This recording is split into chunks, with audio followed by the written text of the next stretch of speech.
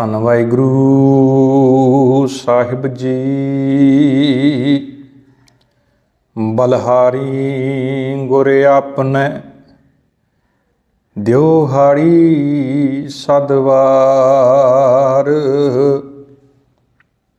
ਜਿਨ ਮਾਨਸ ਤੇ ਦੇਵਤੇ ਕੀਏ ਕਰਤ ਨਾ ਲਾਗੀ ਵਾਰ।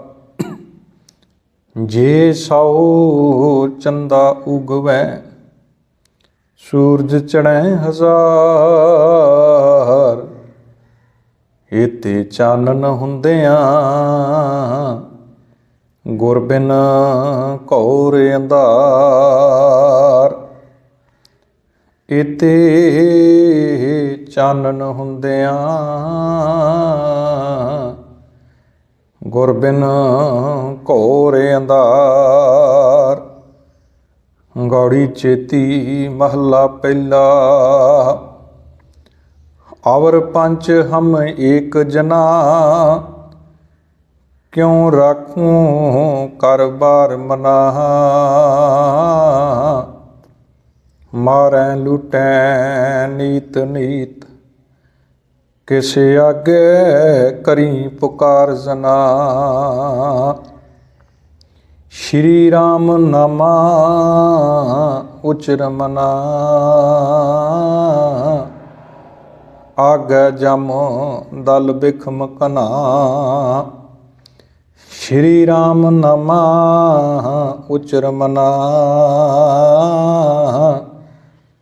ਆਗੈ ਜਮ ਦਲ ਬਿਖਮ ਕਨਾ।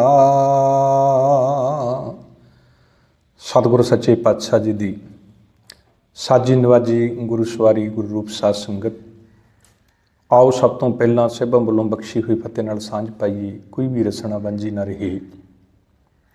ਇੱਕੇ ਵਾਰ ਕਹਿਣ ਤੇ ਗੱਜ ਕੇ ਆਖਣ ਜੀ ਵਾਹਿਗੁਰੂ ਜੀ ਕਾ ਖਾਲਸਾ ਵਾਹਿਗੁਰੂ ਜੀ ਕੀ ਫਤਿਹ। ਸਤਿਗੁਰੂ ਨੇ ਅਪਾਰ ਕਿਰਪਾ ਕਰਕੇ ਅੰਮ੍ਰਿਤ ਵੇਲੇ ਗੁਰੂ ਦਰਬਾਰ ਦੇ ਵਿੱਚੋਂ ਜੋ ਸੱਚਖੰਡ ਸ੍ਰੀ ਹਰਿਮੰਦਰ ਸਾਹਿਬ ਦੇ ਵਿੱਚੋਂ ਪਾਵਨ ਹੁਕਮਨਾਮਾ ਬਖਸ਼ਿਆ। ਪਾਵਨ ਹੁਕਮਨਾਮੇ ਦੀ ਰਹਾਉ ਵਾਲੀ ਪੰਕਤੀ ਆਪ ਜੀ ਦੇ ਨਾਲ ਮੰਗਲਾਚਰਨ ਦੇ ਰੂਪ ਦੇ ਵਿੱਚ ਸਾਂਝੀ ਕੀਤੀ ਹੈ। ਰਹਾਉ ਵਾਲੀ ਪੰਕਤੀ ਦੇ ਵਿੱਚ ਸਤਿਗੁਰੂ ਸੱਚੇ ਪਾਤਸ਼ਾਹ ਧੰਨ ਗੁਰੂ ਨਾਨਕ ਸਾਹਿਬ ਮਹਾਰਾਜ ਸਾਨੂੰ ਕੀ ਉਪਦੇਸ਼ ਦਿੰਦੇ ਨੇ। ਸਤਿਗੁਰੂ ਅੱਜ ਦੇ ਸ਼ਬਦ 'ਚ ਸਮਝਾਉਣਾ ਕਰਦੇ ਨੇ, ਸ਼੍ਰੀ ਰਾਮ ਨਾਮਾ ਉਚਰ ਮਨਾ ਆਗੈ ਜਮ ਦਲ ਬਿਖਮ ਕਨਾ। ਸਭ ਤੋਂ ਪਹਿਲਾਂ ਸਤਿਗੁਰੂ ਸੱਚੇ ਪਾਤਸ਼ਾਹ ਮਨ ਨੂੰ ਸੰਬੋਧਨ ਕਰਦਿਆਂ ਸਮਝਾਉਂਦੇ ਨੇ ਕਿ ਸ਼੍ਰੀ ਰਾਮ ਨਾਮ ਉਚਰਨਾ, ਪਰ ਉਚਰਨਾ ਕਿੰਨੇ ਮਨ ਨੇ। ਸਤਸੰਗਤ ਜਿੰਨਾ ਵੀ ਸੰਸਾਰ ਦੇ ਵਿੱਚ ਧਰਮ ਦੇ ਨਾਮ ਤੇ ਕਰਮ ਹੁੰਦਾ ਹੈ, ਇਹ ਕੇਵਲ ਮਨ ਨੂੰ ਸਮਝਾਉਣ ਵਾਸਤੇ ਹੈ। ਬਾਣੀ ਦਾ ਸ਼ਬਦ ਹੈ ਮਨ ਸਮਝਾਵਤ ਕਾਰਨ ਹੈ ਕਛੁਕ ਪੜੀ ਹੈ ਗਿਆਨ। ਜੇ ਕਿਤੇ ਬੰਦੇ ਦਾ ਮਨ ਸਮਝ ਜਾਏ ਤੇ ਸਤਿਗੁਰੂ ਕਹਿੰਦੇ ਜਿੱਦਣ ਮਨ ਨੂੰ ਸਮਝ ਆ ਗਈ ਫਿਰ ਬੰਦੇ ਨੇ ਮਨ ਨੂੰ ਜਿੱਤ ਲਿਆ। ਜਿਸ ਮਨੁੱਖ ਨੇ ਆਪਣੇ ਮਨ ਨੂੰ ਜਿੱਤ ਲਿਆ ਉਹਨੂੰ ਫਿਰ ਸਾਹਿਬ ਕਹਿੰਦੇ ਨੇ ਮਨ ਜੀਤੈ ਜਗ ਜੀਤ। ਉਹਨੇ ਜਗ ਨੂੰ ਜਿੱਤ ਲਿਆ। ਸਭ ਤੋਂ ਔਖਾ ਕੰਮ ਹੈ ਦੁਨੀਆ ਦੇ ਵਿੱਚ ਮਨ ਨੂੰ ਜਿੱਤਣਾ, ਕਿਉਂਕਿ ਇਹ ਮਨ ਜਿਹੜਾ ਨਾ ਇਹ ਬਹੁਤ ਹੀ ਚੰਚਲ ਹੈ। ਤੇ ਸਾਹਿਬਾਂ ਨੇ ਵੀ ਕਹਿਤਾ ਇਹ ਮਨ ਚੰਚਲਾ। ਇਹ ਇੰਨਾ ਚੰਚਲ ਇੰਨਾ ਤੇਜ਼ ਹੈ ਵੀ ਇਹ ਘੜੀ ਨੂੰ ਛਾਲਾ ਮਾਰ ਕੇ ਕਬੂ ਜੀੜਾ ਊਬ ਚੜ੍ਹਤ ਹੈ ਕਬੂ ਜਾਏ ਵੀ ਆਲੇ। ਕਦੇ ਤੇ ਇਹ ਮਨ ਬੜੇ ਉੱਚੇ ਪਹਾੜਾਂ ਵਾਲੇ ਪਾਸੇ ਤੁਰਦਾ, ਕਹਿਣ ਤੋਂ ਭਾਵ ਕਦੇ ਬੜਾ ਧਰਮ ਕਰਮ ਕਮਾਉਣ ਵਾਲਾ ਧਰਮੀ ਬਣ ਜਾਂਦਾ ਹੈ, ਪਰ ਬੜੀ ਛੇਤੀ ਮਨ ਜਿਹੜਾ ਹੈ ਮਾੜੇ ਪਾਸੇ ਵੀ ਡੁੱਲ ਜਾਂਦਾ ਹੈ। ਇਸ ਕਰਕੇ ਸਤਿਗੁਰੂ ਸੱਚੇ ਪਾਤਸ਼ਾਹ ਕਹਿੰਦੇ ਬਸ ਇਸ ਮਨ ਨੂੰ ਸਮਝਾਈਏ। ਔਰ ਮਨ ਨੂੰ ਸਮਝਾ ਕੇ ਸਮਝਾਉਣ ਦਾ ਇੱਕੋ ਇੱਕ ਤਰੀਕਾ ਹੈ। ਜਿਹੜਾ ਵੀ ਕੰਮ ਸੰਸਾਰ ਦੇ ਵਿੱਚ ਇਨਸਾਨ ਕਰਦਾ, ਜੇ ਉਸ ਕੰਮ ਦੇ ਵਿੱਚ ਉਹਦਾ ਮਨ ਨਾ ਲੱਗੇ ਉਹ ਕੰਮ ਹੋ ਨਹੀਂ ਸਕਦਾ। ਮਨ ਕਰਕੇ ਜਿਹੜਾ ਕੰਮ ਕੀਤਾ ਜਾਂਦਾ ਹੈ, ਸਾਡੇ ਬੱਚੇ ਦੇ ਸਾਹਮਣੇ ਤੁਸੀਂ ਕਿਤਾਬਾਂ ਰੱਖਦੇ ਹੋ, ਸਾਰੀ ਦਿਹਾੜੀ ਉਹਦੇ ਕੋਲ ਕਿਤਾਬਾਂ ਉਹਦੇ ਸਾਹਮਣੇ ਪਈਆਂ ਹੋਣ, ਉਹਦੇ ਵਰਕੇ ਵੀ ਉਹ ਫੇਰਦਾ ਰਹੇ, ਪਰ ਜੇ ਮਨ ਹੀ ਨਹੀਂ ਉਹਦਾ ਲੱਗਾ ਉਹਨਾਂ ਕਿਤਾਬਾਂ ਦੇ ਵਿੱਚ ਤੇ ਉਹ ਸ਼ਾਮਾਂ ਤੱਕ ਕੋਈ ਇੱਕ ਚੈਪਟਰ ਵੀ ਜਿਹੜਾ ਉਹਨੂੰ ਕੰਠ ਨਹੀਂ ਕਰ ਸਕਦਾ। गल मनदी है। जिहड़ा काम आदमी मन ला के करदा वो नितरे चढ़दा है। इसे करके साहिबां ने बार बार बाणी दे विच गल कही, कहंदे बाहरों नहीं मन दे नाल कर्म कर, सिमर मना राम नाम चितारे। परमात्मा दी सिमरन भजन बंदगी कर, पर कर किदां? मन करके, राम नाम चितारे। सिमर मना, मन मेरे राम नाम नूं चेते रख, पर मन करके। हुण सतगुरु सच्चे पातशाह अज दे शब्द च कहंदे ने, श्री राम नामा उचर मना। उस राम का नाम, राम किसी मनुख वास्ते लफ्ज नहीं वरत्या गया। गुरु ग्रंथ साहब महाराज के विच एग्जैम्पल के तौर पर दशरथ के पुत्र के राम का भी जिक्र आया है, जिथे साहिब कहते ने नानक दुखिया सब संसार शब्द जिहड़ा असी बहुत ज़्यादा श्रवण करते हैं, उहदे विच है रोवै राम। उत्थे जिहड़ा राम रोण की गल है, इत्थे दशरथ के पुत्र राम की गल है, जिहदी पत्नी रावण लैके जाता है तो जंगल के विच रोंदा है। पर जिहड़े अज दे शब्द च राम लफ्ज़ आया, ये राम लफ्ज़ जिहड़ा है उस रब वास्ते है, श्री राम नामा। उस परमात्मा का नाम लै जिस मालिक ने तैनूं सुंदर कंचन वर्गी काया दित्ती है, जिन्हें हाथ दिते ने, पैर दिते ने। सतगुरु कहते हैं श्री राम नामा उचर मना। परमात्मा का नाम चेते कर, क्यों? क्योंकि आगै जम दल बिखम कणा। अगे आने वाले समय ते बहुत बिखम, बिखम हुंदा है कणा, बहुत जमां का एक दल, भाव वैरियां का। इत्थे जम जिहड़े ने ना, जम कोई बंदे नहीं ने। जिहड़े जम असीं प्रचलित करके दुनिया के सामने वड्डियां वड्डियां उन्हां दियां अखां दंद बाहर निकले हुए, बाल खिल रहे, ये साडे बनाए हुए जम ने। सतगुरु कहते हैं जम दरअसल वो है, परमात्मा का नाम तो जे वांझे हो गया तो जिहड़े जम तैनूं आके घिरनगे, वो जम किहड़े ने? वो काम है, वो जम क्रोध है, वो जम लोभ है। ये वो जम ने जिहड़े जम तेरा संसार दे विच तेरा रहना जिहड़ा है ना, उसनूं इंसान तो जानवरां वाला बना देणगे। इस जम्मां तो डर जे परमात्मा का नाम जीवन च नहीं है तो ये जम घेरनगे, जीवन दे विच काम आ जाएगा, जीवन दे विच क्रोध आ जाएगा, लोभ आ जाएगा। धर्म का नाम ही तो इन्हां विकारां तो बचाउंदा है। इस करके सतगुरु सच्चे पातशाह कहंदे ने आगै जम दल विखम घना। अगले पासे बहुत घना जम दल आ रहा है। हुण सतगुरु सच्चे पातशाह शब्द के पहले पंद दे विच ही उन्हां जमां की गल दसदे ने। कहंदे ने अवर पंच हम एक जना। कहंदे ने वो पंज ने जम, और वो पंज जम किहड़े ने? उसका जिक्र साहिबां ने बाणी अंदर कीता, इस देही अंदर पंज चोर बसैं, काम क्रोध लोभ मोह अहंकारा। इस शरीर के अंदर पंज चोर बैठे ने, काम है, क्रोध है, लोभ मोह अहंकार है। सतगुरु कहते ने करदे की ने अमृत लूटै मनमुख नहीं बूझै। बंदे दे हिरदे दे विचों अमृत वर्गे गुण जिहड़े ने लुट लैंदे ने, पर मन दे मगर तुरन वाला आदमी इनू समझ नहीं सकता। सतगुरु सच्चे पातशाह कहते ये वो पंज चौर ने जिहड़े अमृत लुटै मनमुख नहीं बूझै। कोई ना सुने पुकारा, कोई यदि पुकार सुनने वाला उस वक्त नहीं। हुण सतगुरु सच्चे पातशाह इन्हां जम्मां का जिक्र करते हैं, कहते ने ये वो पंज जम ने इस देही के अंदर, इस शरीर के अंदर हैं। हुण सतगुरु कल्ले कल्ले का जिहदा जिक्र करदे हैं सानूं दसदे ने, कहते ने भी जे आम संसार दे विच किसी के घर एक चोर आ जाए, कई बार साडी कई सालों की कीती हुई मेहनत की कमाई जिहड़ी है एक चोर लुट के लै जांदा है। और उस चोर कोलों बचण वास्ते यतन ने, लोगों ने घर के अंदर लॉक लाए हुए ने, अलमारियां ने, दीवारां दे उत्ते भी बाहर उन्होंने फैंसिंग वायर वगैरह की है। सतगुरु कहते भी एक चोर के कोलों बचण वास्ते इन्ना उपराला है, तो जिहड़े पंज चोर शरीर के अंदर इकट्ठे बैठे ने उहदे कोलों बचण वास्ते कोई उपराला नहीं। दुनियावी चोर कोलों बचण वास्ते साडे किड्डे सुंदर प्रबंध ने घरां दे विच। अजकल CCTV कैमरे चोरां तो बचण वास्ते ने। साहब कहंदे ने दुनियावी धन दे जाण दा तैनूं इन्ना डर है, ਤੂੰ ਇੰਨੇ ਬੰਦੋਬਸਤ ਕੀਤੇ ਨੇ, ਪਰ ਨਾਮ ਧਨ ਤੇਰਾ ਲੁੱਟਿਆ ਜਾ ਰਿਹਾ, ਉਹਦੇ ਵਾਸਤੇ ਕੋਈ ਪ੍ਰਬੰਧ ਨਹੀਂ। ਹੁਣ ਸਤਿਗੁਰੂ ਕਹਿੰਦੇ ਸਭ ਤੋਂ ਪਹਿਲਾਂ ਚੋਰ ਹੈ ਕਾਮ। ਕਾਮ ਕਹਿੰਦੇ ਨੇ ਕਿਰਦਾਰ ਤੋਂ ਡਿੱਗਣਾ, ਕਰੈਕਟਰਲੈਸ।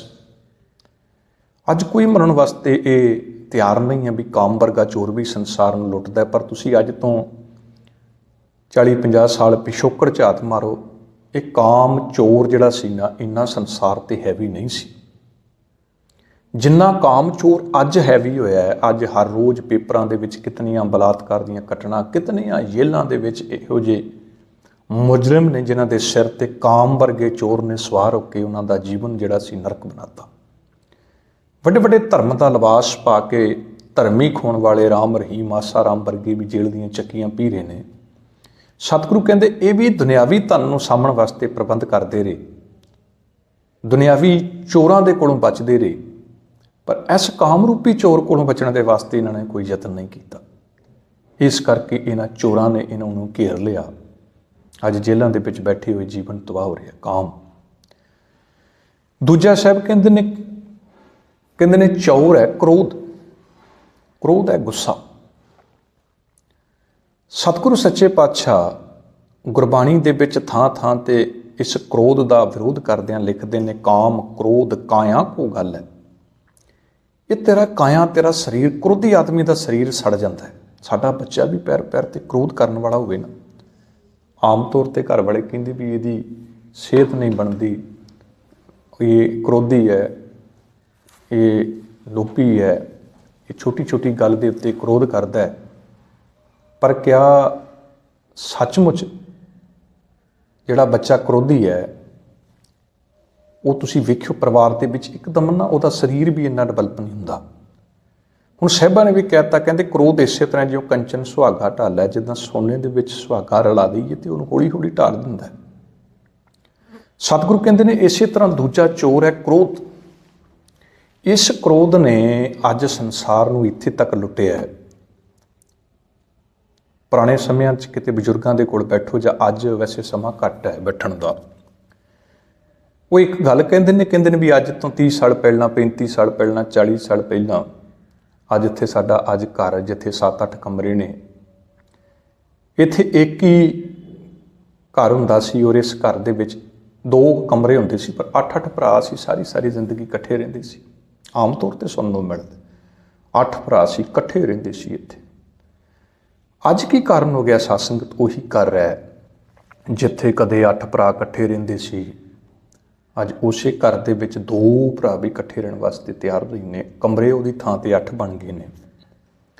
ਦਰਅਸਲ ਕ੍ਰੋਧ ਜਿਹੜਾ ਸੀ ਨਾ, ਅਸੀਂ ਇੱਥੇ ਵੀ ਦੁਨਿਆਵੀ ਘਰ ਵਧੀਆ ਬਣਾ ਕੇ ਦੁਨਿਆਵੀ ਚੀਜ਼ਾਂ ਹੀ ਸਾਂਭਦੇ ਰਹਿ ਗਏ, ਪਰ ਇਸ ਚੋਰ ਦੇ ਕੋਲੋਂ ਬਚਣ ਦਾ ਕੋਈ ਪ੍ਰਬੰਧ ਨਹੀਂ ਕੀਤਾ। ਉਹ ਚੋਰ ਸੀ ਕ੍ਰੋਧ। ਐਸਾ ਕ੍ਰੋਧੀ ਹੋਇਆ। ਕੋਈ ਵਿਰਲੇ ਪਰਿਵਾਰ ਨੇ ਜਿੱਥੇ ਸਕੇ ਭਰਾ 2 ਇਕੱਠੇ ਰਹਿੰਦੇ ਨੇ, ਉਹਨਾਂ ਦਾ ਲੰਗਰ ਪਾਣੀ ਇੱਕ ਹੈ, ਕੋਈ ਵਿਰਲੇ ਨੇ। ਕ੍ਰੋਧ ਚੋਰ ਹੈ। ਇਸੇ ਤਰ੍ਹਾਂ ਸਤਿਗੁਰੂ ਕਹਿੰਦੇ ਨੇ ਕਾਮ ਕ੍ਰੋਧ ਲੋਭ ਮੋਹ ਅਹੰਕਾਰਾ, ਇਹ 5 ਚੋਰ ਸੀ। ਕ੍ਰੋਧ, ਲੋਭ, ਲੋਭੀ। ਲੋਭ ਦਾ ਕੰਮ ਜਿਹੜਾ ਸੀ ਨਾ, ਇਹ ਇਨਸਾਨ ਦਾ ਨਹੀਂ ਸੀ, ਇਹ ਕੁੱਤੇ ਦਾ ਸੀ। ਜਿਉਂ ਕੂਕਰ ਹਰਕਾਇਆ ਧਾਵੈ ਦਹਿ ਦਿਸ਼ ਜਾਏ, ਲੋਭੀ ਜੰਤ ਨਾ ਪੱਖ ਸਭ। ਸਤਿਗੁਰੂ ਕਹਿੰਦੇ ਜਿੱਦਾਂ ਕੁੱਕਾ ਹਲਕ ਜਾਂਦਾ ਨਾ, ਹਲਕਿਆ ਹੋਇਆ ਕੁੱਤਾ ਇੱਕ ਗੱਲ ਚੇਤੇ ਰੱਖਿਓ, ਉਹ ਬਾਹਰਲਿਆਂ ਨੂੰ ਬਾਅਦ ਦੇ ਵਿੱਚ ਕੱਟਦਾ ਤੇ ਸਭ ਤੋਂ ਪਹਿਲਾਂ ਆਪਣਿਆਂ ਨੂੰ ਕੱਟਦਾ, ਆਪਣਿਆਂ ਦਾ ਨੁਕਸਾਨ ਕਰਦਾ। ਇਹ ਕੁੱਕਰ, ਹਲਕੇ ਹੋਏ ਕੁੱਕਰ ਦੀ ਵਿਰਤੀ ਹੈ।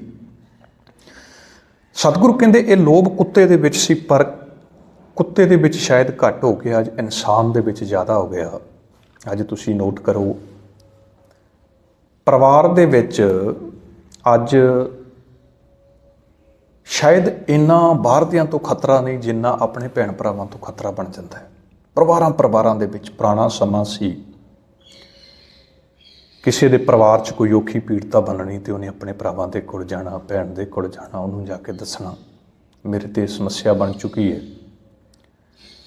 ਅੱਜ ਹਾਲਾਤ ਇਹ ਬਣ ਚੁੱਕੇ ਨੇ ਕਿ ਅੱਜ ਜੇ ਕਿਤੇ ਪਰਿਵਾਰ ਦੇ ਵਿੱਚ ਕਿਸੇ ਤੇ ਔਖੀ ਪੀੜਤਾ ਬਣ ਜੇ ਨਾ, ਤੇ ਮੈਨੂੰ ਲੱਗਦਾ ਸ਼ਾਇਦ ਗੁਆਂਢੀਆਂ ਦੇ ਕੋਲ ਜਾ ਕੇ ਤਰਲੇ ਪਾਏ ਜਾਂਦੇ ਨੇ, ਭਾਈ ਜੋ ਮਰਜ਼ੀ ਹੋ ਜਾਏ, ਇਹ ਗੱਲ ਮੇਰੀ ਭਰਾਵਾਂ ਤੱਕ ਨਾ ਪਹੁੰਚ ਜਾਏ, ਮੇਰੀ ਭੈਣ ਤੱਕ, ਕਿਉਂਕਿ ਜਿੰਨਾ ਹੀ ਮਿੱਟੀ ਪਲੀਤ ਮੇਰੀ ਉਹਨਾਂ ਨੇ ਬਾਹਰ ਸਮਾਜ 'ਚ ਕਰਨੀ, ਇੰਨੀ ਬਾਹਰਲਿਆਂ ਨੇ ਨਹੀਂ ਕਰਨੀ। ਇਹ ਸੱਚ ਹੈ।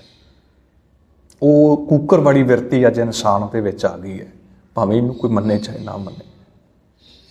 ਜਿਸ ਤਰ੍ਹਾਂ ਕੁੱਤਾ ਹਲਕ ਤੇ ਜਾਣ ਦੇ ਉੱਤੇ ਦੇ ਬੇਗਾਨਿਆਂ ਨੂੰ ਘੱਟ ਤੇ ਆਪਣਿਆਂ ਨੂੰ ਜ਼ਿਆਦਾ ਵੱਢਦਾ ਹੈ, ਅੱਜ ਇਨਸਾਨ ਵੀ ਹਲਕ ਚੁੱਕਿਆ।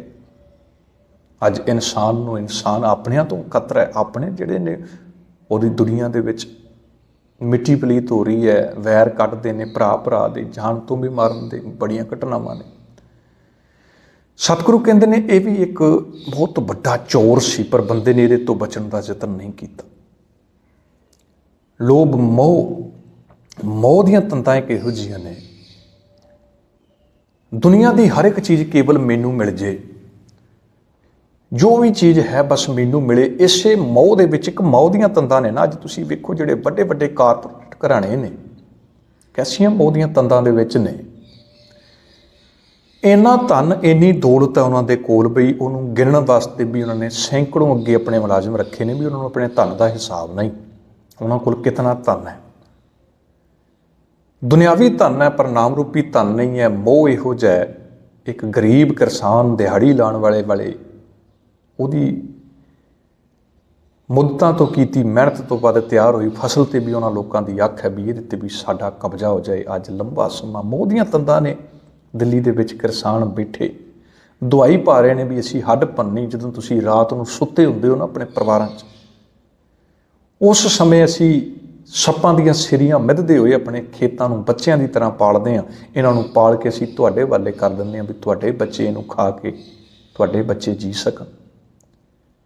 ਜਦੋਂ ਅਸੀਂ ਆਰਾਮ ਨਾਲ ਆਪਣੇ ਬਿਸਤਰਾਂ 'ਚ ਬੈਠੇ ਹਾਂ, ਠੰਡ ਗਰਮ ਦੇ ਵਿੱਚ, ਇੱਕ ਕਿਸਾਨ ਉਸ ਵਕਤ ਹੱਡ ਭੰਨੀ ਮਿਹਨਤ ਕਰਕੇ, ਸਾਰੀ ਧੁੱਪ ਪਿੰਡੇ ਤੇ ਵਰਾ ਕੇ, ਸਾਰਾ ਮੀਂਹ ਪਿੰਡੇ ਤੇ ਵਰਾ ਕੇ, ਠੰਡ ਭਰਾ ਕੇ ਸਾਡੇ ਬੱਚਿਆਂ ਲਈ ਖਾਣਾ ਜਿਹੜੇ ਨੇ ਉਹ ਤਿਆਰ ਕਰਦੇ ਨੇ। ਪਰ ਮੋਹ ਦੀਆਂ ਤੰਦਾਂ ਇੱਕ ਇਹੋ ਜਿਹੀਆਂ ਨੇ ਵੀ ਜੋ ਉਹਨਾਂ ਨੂੰ ਮਿਹਨਤ ਕਰਕੇ ਬਚਦਾ, ਉਹ ਵੀ ਕਿਤੇ ਸਾਨੂੰ ਬਚ ਜੇ, ਉਹ ਵੀ ਸਾਡੇ ਕੋਲ ਆ ਜਾਏ। ਅੱਜ ਕਿੱਦਾਂ ਦਾ ਸਮਾਜ ਬਣ ਚੁੱਕਿਆ ਸਤ ਸੰਗਤ। ਸਤਿਗੁਰੂ ਕਹਿੰਦੇ ਨੇ ਆਹ ਸੀ ਮੋਹ, ਜੋ ਹੈ ਬਸ ਮੈਨੂੰ ਮਿਲ ਜਾਏ, ਮੈਂ ਸਭ ਕੁਝ ਮੇਰੇ ਕੋਲ ਹੋਵੇ। ਇਹ ਮੋਹ ਦੀਆਂ ਤੰਦਾਂ ਨੇ। ਸਾਹਿਬ ਕਹਿੰਦੇ ਨੇ ਇਹਨੂੰ ਬਚਣ ਦਾ ਵੀ ਯਤਨ ਨਹੀਂ ਹੈ। ਔਰ ਅਖੀਰ 'ਚ ਕੋਲ ਪਾਤਸ਼ਾਹ ਕਹਿੰਦੇ ਪੰਜਵਾਂ ਚੋਰ ਹੈ ਅਹੰਕਾਰਾ। ਅਹੰਕਾਰਾ ਹੁੰਦਾ ਹੈ ਹੰਕਾਰ। ਕੁਛ ਵੀ ਕੋਲ ਨਾ ਹੋਵੇ ਸਤ ਸੰਗਤ, ਤੇ ਹੰਕਾਰ ਫਿਰ ਵੀ ਕੀਤਾ ਜਾ ਸਕਦਾ। ਜਿਹਨੇ ਸਾਰੀ ਮਾਇਆ ਛੱਡਤੀ ਨਾ, ਹੰਕਾਰ ਉਹਦੇ ਮਨ ਵਿੱਚ ਵੀ ਹੈ ਵੀ ਮੈਂ ਸਭ ਕੁਝ ਛੱਡਿਆ ਹੋਇਆ। ਇਸੇ ਕਰਕੇ ਤੇ ਕਬੀਰ ਸਾਹਿਬ ਕਹਿੰਦੇ ਨੇ, ਕਬੀਰ ਮਾਇਆ ਤਜੀ ਤੋਂ ਕਿਆ ਬਿਆ, ਜੋ ਮਾਨਤ ਜਿਆ ਨਹੀਂ ਜਾਏ। ਕਹਿੰਦੇ ਮਾਇਆ ਛੱਡਣਾ, ਕੋਈ ਮਾਇਆ ਛੱਡਣ ਨਾਲ ਧਰਮੀ ਹੋ ਜਾਂਦਾ ਬੰਦਾ। ਤੇਰੇ ਕੋਲ ਕੁਝ ਨਾ ਹੋਵੇ ਫਿਰ ਵੀ ਤੇਰੇ ਮਨ ਦੇ ਵਿੱਚ ਅਹੰਕਾਰ ਹੋ ਸਕਦਾ ਹੈ। ਫਿਰ ਵੀ ਤੇਰੇ ਮਨ ਹੰਕਾਰ ਹੈ ਵੀ ਮੇਰੇ ਕੋਲ ਕੁਛ ਨਹੀਂ, ਮੈਂ ਸਭ ਕੁਝ ਛੱਡਤਾ ਹੈ। ਗੁਰੂ ਸਾਹਿਬ ਕਹਿੰਦੇ ਨੇ ਬਸ ਆਹ ਹੰਕਾਰ ਹੈ। ਇਹ ਇੱਕ ਜੀਵਨ ਦੇ ਵਿੱਚ ਹੰਕਾਰ ਹੈ ਤੇਰਾ, ਜਿਸ ਹੰਕਾਰ ਨੇ ਤੈਨੂੰ ਇਹੋ ਜਿਹਾ ਕਰੋਧੀ ਬਣਾਤਾ, ਇਹੋ ਜਿਹਾ ਬਣਾਤਾ। ਹੁਣ ਸਤਿਗੁਰੂ ਸੱਚੇ ਪਾਤਸ਼ਾਹ ਐਗਜ਼ੈਂਪਲ ਦਿੰਦੇ ਨੇ, ਕਹਿੰਦੇ ਨੇ ਇਹ 5 ਚੋਰ ਇਹੋ ਜਿਹੇ ਹੰਕਾਰੀ ਨੇ, ਜਿਸ ਗੁਰੂ ਦਰਬਾਰ ਦੇ ਵਿੱਚ ਅਰਦਾਸਾਂ ਕਰਕੇ ਤੂੰ ਗੁਰੂ ਕੋਲੋਂ ਧਨ ਪਦਾਰਥ ਮੰਗਦਾ ਹੈ।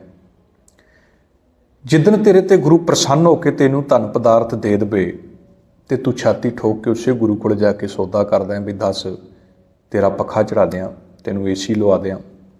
ਔਰ ਇੰਨਾ ਹੰਕਾਰ ਦਾ ਤੂੰ ਇਹੋ ਜਿਹਾ ਕੰਡਾ ਤੇਰੀ ਗਰਦਨ 'ਚ ਲੱਗਾ ਹੈ, ਉਹ ਹਉਮੈ ਦਾ ਕੰਡਾ ਜਿਹਦੇ ਬਾਰੇ ਸਾਹਿਬਾਂ ਨੇ ਕਿਹਾ ਸ਼ਾਕਤ ਹਰ ਸਾਤਨਾ ਨੇ ਤਿੰਨ ਅੰਤਰ ਹਉਮੈ ਕੰਡਾ ਹੈ। ਉਹ ਹੰਕਾਰ ਦਾ ਕੰਡਾ, ਜਿਸ ਕੰਡੇ ਨੇ ਤੈਨੂੰ ਇੰਨਾ ਹੰਕਾਰਿਆ ਵੀ ਤੂੰ ਗੁਰੂ ਦਰਬਾਰ ਦੇ ਵਿੱਚ ਵੀ, ਆਪਣੇ ਘਰ ਦੇ ਵਿੱਚ ਤੂੰ ਪੱਖਾ ਲੈ ਕੇ ਆਏ, ਤੂੰ ਉਹਦੇ 'ਤੇ ਨਾਮ ਨਹੀਂ ਲਿਖਦਾ, ਤੂੰ ਫਰਿੱਜ ਲੈ ਕੇ ਆਏ, ਤੂੰ ਨਹੀਂ ਲਿਖਦਾ। ਪਰ ਜਿੱਦਣ ਗੁਰੂ ਦਰਬਾਰ ਦੇ ਵਿੱਚ ਕੋਈ ਚੀਜ਼ ਦੇਵੇਂਗਾ ਤੂੰ ਉਹਦੇ 'ਤੇ ਨਾਮ ਲਿਖਾਉਂਦਾ। ਸਾਹਿਬ ਕਹਿੰਦੇ ਨੇ ਹਉਮੈ ਦਾ ਕੰਡਾ ਹੈ। ਔਰ ਜਦੋਂ ਤੱਕ ਪੈਰ 'ਚ ਕੰਡਾ ਲੱਗਿਆ ਹੋਵੇ, ਕੰਡਾ ਕੱਢਿਆ ਨਾ ਜਾਏ, ਉਹਦਾ ਦਰਦ ਨਹੀਂ ਖਤਮ ਹੁੰਦਾ। ਜਿਉਂ ਜਿਉਂ ਚਲੈ ਚੁਭੈ ਦੁੱਖ ਪਾਵੈ, ਜਿਉਂ ਜਿਉਂ ਚਲੇਗਾ ਤੈਨੂੰ ਚੁਭੇਗਾ, ਦੁਖੀ ਹੋਵੇਂਗਾ, ਤਕਲੀਫ ਦੇ ਵਿੱਚ ਹੋਵੇਂਗਾ। ਇਸ ਕਰਕੇ ਇਸ ਕੰਡੇ ਨੂੰ ਮਨ ਦੇ ਵਿੱਚੋਂ, ਹਉਮੈ ਹੰਕਾਰ ਦੇ ਕੰਡੇ ਨੂੰ ਮਨ ਦੇ ਵਿੱਚੋਂ ਕੱਢ। ਸਤਿਗੁਰੂ ਕਹਿੰਦੇ ਕੰਡਾ ਆਪਣੇ ਮਨ ਦੇ ਵਿੱਚੋਂ ਕੱਢ। ਕੰਡਾ ਮਨ ਦੇ ਵਿੱਚੋਂ ਕੱਢੇਗਾ ਤੇ ਸੰਸਾਰ ਦੇ ਵਿੱਚ ਸੁਖੀ ਚੱਲੇਗਾ। ਇਹ ਪੰਜ ਚੋਰਾਂ ਦਾ ਸਾਹਿਬਾਂ ਨੇ ਅੱਜ ਦੇ ਸ਼ਬਦ 'ਚ ਜ਼ਿਕਰ ਕੀਤਾ ਹੈ। ਕਹਿੰਦੇ ਨੇ ਇਹ ਪੰਜ ਚੋਰ ਨੇ। ਇਹਨਾਂ ਪੰਜਾਂ ਚੋਰਾਂ ਕੋਲੋਂ ਬਚਣ ਵਾਸਤੇ ਜਿਹੜੇ ਘਰ ਦੇ ਅੰਦਰ ਤੂੰ ਤਾਲੇ ਲਾਣੇ ਨੇ ਨਾ, ਉਹ ਕਿਤੇ ਮਾਰਕੀਟ ਬਾਜ਼ਾਰ ਨਹੀਂ ਮਿਲਣੇ। ਉਹ ਤਾਲਾ ਹੈ ਸ੍ਰੀ ਰਾਮ ਨਾਮਾ ਉਚਰ ਮਨਾ। ਬਸ ਪ੍ਰਮਾਤਮਾ ਦਾ ਨਾਮ ਜੀਵਨ ਦੇ ਵਿੱਚ ਲੈ ਕੇ ਆ, ਉਹਦੇ ਨਾਮ ਦੇ ਵਿੱਚ ਰੰਗ ਜਾ। ਸਾਹਿਬ ਕਹਿੰਦੇ ਪੰਜੇ ਚੋਰ ਤੇਰਾ ਕੁਛ ਨਹੀਂ ਵਿਗਾੜ ਸਕਦੇ। ਇਹ ਪੰਜੇ ਦੇ ਪੰਜੇ ਚੋਰ ਜਿਹੜੇ ਨੇ ਨਾ, ਇਹ ਪੰਜੇ ਦੇ ਪੰਜੇ ਚੋਰਾਂ ਨੇ ਭੱਜ ਜਾਣਾ ਹੈ। ਬਸ ਜੇ ਤੇਰੇ ਜੀਵਨ ਦੇ ਵਿੱਚ ਰਾਮ ਆ ਜਾਏ, ਆਓ ਗੁਰੂ ਕਿਰਪਾ ਕਰੇ ਸਾਧ ਸੰਗਤ, ਸ਼੍ਰੀ ਰਾਮ ਨਾਮਾ ਉਚਰ ਮਨਾ। ਉਸ ਪਰਮਾਤਮਾ ਦਾ ਨਾਮ ਜੀਵਨ ਦਾ ਆਧਾਰ ਬਣਾਈਏ, ਉਸ ਮਾਲਕ ਦਾ ਨਾਮ ਜੀਵਨ ਦੇ ਵਿੱਚ ਲੈ ਕੇ ਆਈਏ, ਤੇ ਕਿਤੇ ਇਹਨਾਂ ਚੋਰਾਂ ਦੇ ਕੋਲੋਂ ਸਾਡੀ ਖਲਾਸੀ ਹੋ ਜਾਏ। ਨਹੀਂ ਤੇ ਅਸੀਂ ਉੱਚੇ ਘਰ ਮੰਦਰ ਸਭ ਕੁਝ ਬਣਾ ਲਾਂਗੇ, ਪਰ ਪਰਮਾਤਮਾ ਦੇ ਨਾਮ ਤੋਂ ਬਗੈਰ ਜੀਵਨ ਦੀ ਬਾਜੀ ਹਾਰ ਜਾਵਾਂਗੇ। ਕਬੀਰ ਸਾਹਿਬ ਕਹਿੰਦੇ ਨੇ, ਕਹਿਤ ਕਬੀਰ ਆ ਉੱਚੇ ਮੰਦਰ ਸੁੰਦਰ ਨਾਰੀ, ਰਾਮ ਨਾਮ ਬਿਨ ਬਾਜੀ ਹਾਰੀ। ਬਾਜੀ ਹਾਰ ਜਾਵਾਂਗੇ ਪਰਮਾਤਮਾ ਦੇ ਨਾਮ ਤੋਂ ਬਗੈਰ। ਇਹ ਤੇ ਉਸੇ ਤਰ੍ਹਾਂ ਹੋਵੇਗਾ, ਕਹਿਤ ਕਬੀਰ ਕਿਛ ਗੁਣ ਵਿਚਾਰ, ਚਲੇ ਜੁਆਰੀ ਦੋਏ ਹੱਥ ਚਾਰ। ਸੋ ਗੁਰੂ ਕਿਰਪਾ ਕਰੇ ਸਾਧ ਸੰਗਤ, ਜਿੰਨਾ ਵੀ ਸਮਾਂ ਮਿਲੇ ਉਹਨਾਂ ਸਮਾਂ ਪਰਮਾਤਮਾ ਦੀ ਭਜਨ ਬੰਦਗੀ ਕਰਕੇ ਜੀਵਨ ਦੇ ਵਿੱਚੋਂ ਇਹਨਾਂ ਚੀਜ਼ਾਂ ਨੂੰ ਕੱਢੋ। ਵਿਚਾਰਾਂ ਕਰਦਿਆਂ ਬੇਅੰਤ ਪ੍ਰਕਾਰ ਦੀਆਂ ਕੁੱਲਾਂ ਕਰਤੀਆਂ ਗੁਰੂ ਬਖਸ਼ਣਹਾਰ, ਸੰਗਤ ਬਖਸ਼ਣਹਾਰ। ਬਖਸ਼ ਦਿਓ ਦਿਓ ਸੀਸ ਆਖੋ ਜੀ। ਵਾਹਿਗੁਰੂ ਜੀ ਕਾ ਖਾਲਸਾ, ਵਾਹਿਗੁਰੂ ਜੀ ਕੀ ਫਤਿਹ।